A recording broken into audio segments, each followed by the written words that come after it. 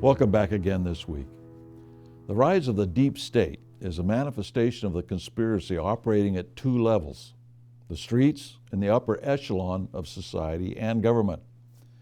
In this manner, the American people are the target of pressure from below and pressure from above, and they do not realize the problems stem from the same source. As far as that goes, the street-level minions do not understand that they are controlled by the very forces they think they are fighting. Americans have been allowed to see the communist activity in the streets, but never allowed to see that it is controlled from above, unless an organized effort to educate the people is conducted. Recent revelations about such individuals as George Soros is an example, but these examples have existed for over 200 years. They've just not been exposed to the people. We have demonstrated in this series that members of the Illuminati, the Carbonari, the infant communist movement, etc., moved into prominent positions in American government, education, industry, and banking.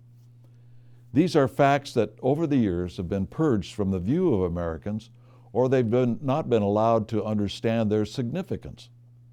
Once the Civil War was over, the direct lineage of the Illuminati became more difficult to document in America, due to the increasing controls over history and literature by their minions such as Bancroft, White, and other men we touched upon in earlier segments who began historical societies, controlling the history the average American studied, literary societies, controlling more and more what people read, and they became leaders in the field of education, controlling what people studied.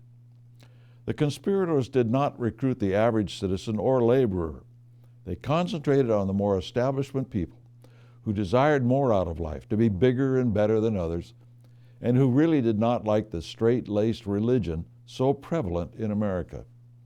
As a result, politicians, intellectuals, businessmen, and clergy were their targets. This opened up their influence in politics, the major religions, and what we would call the media today. But their organization was what counted the most. In other words, moving their minions along the same direction at the same time in concerted action, but generally out of the sight of the citizenry. The people saw the results, but not the impetus behind them. In the process, they did not only have a great deal of influence on the thinking of people, but could, to a varying degree, move the country in the direction they desired. Their only stumbling blocks were the layers of strength among Americans of morality and knowledge of the constitutional government, and the infighting that occurred among any group seeking power, such as wanting to be the leader. Infighting has always played a role amongst those who want to rule, until a small organized group prevails and puts one of their own out front as the leader. History has proven that the Illuminati members not only tried to start new religions as part of their agenda, they also started organizations through which to control existing churches as part of their desire to eliminate God from the scene. And these organizations have constituted a major part of the deep state. We can say that most visible arms of the deep state started to become visible during the Pierce administration. The Foreign Service during his administration was full of socialists and conspirators as part of the Young America Carbonari movement. Another example of the deep state within government was the Lincoln War Department. As we demonstrated in earlier segments, the War Department became a hotbed of communists, and after the war was still influenced by such people as Alphonso Taft, Skull and Bones founder, as Secretary of War.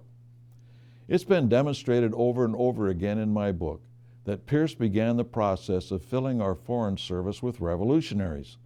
It continued under Buchanan and intensified under Lincoln. Members of the order became increasingly prominent in the federal government until even the son of the founder of Skull and Bones was elected president, William Howard Taft. The appointment of Carl Schurz as Secretary of the Interior under Rutherford Hayes placed an entire department under socialist domination. The Indian reservation system that destroyed the character of the American Indian was finalized under the socialist Schurz. Perhaps the most telling example of the growth of the deep state was the national banking system and paper money system that grew out of the Civil War. This gave tremendous influence over the country to certain bankers and, through them, their favorite politicians. This started the rise of the House of Morgan, who studied at Göttingen University, the hotbed of Illuminati professors, Kuhn Loeb, and other banking houses that not only had a deep-seated influence in America, but were able to institute totalitarian governments abroad and sustain them, most notably Communist Russia. A long story in itself. The rise of industrial power in the hands of a few men, such as the Chartist Carnegie, also formed part of the deep state in their influence on government. Carnegie was renowned for starting the public libraries all across the country. No one seems to have figured out that perhaps, just perhaps, it was an attempt to be able to control what people read as much as it was to provide literature to the people. The library system was more based on the German Union of the Illuminati than it was the altruistic desire to help the people be better informed. It is not so much of what is available in the libraries, but what is not available. The abundance of reading material and now audiovisual material overwhelms the average patron. But it is what they do not see, what is not available, that is important. Periodicals, for instance, only include establishment conservative magazines, never items such as the New American or books fairly depicting the John Birch Society or our positions on the issues, or the many books available that correctly tell some aspect of the story of the conspiracy. The deep state constitutes many aspects that cross American society and government, or it could not succeed, and nearly all of it came out of the Civil War and its aftermath. The tactic of the conspiracy to change society and government by the use of war succeeded beyond which most Americans realize today. The road back from the power of the deep state requires an educational program to bring Americans back to their roots and the Constitution. Next week, we'll talk about the impeachment of President Andrew Johnson. It will contain some surprises.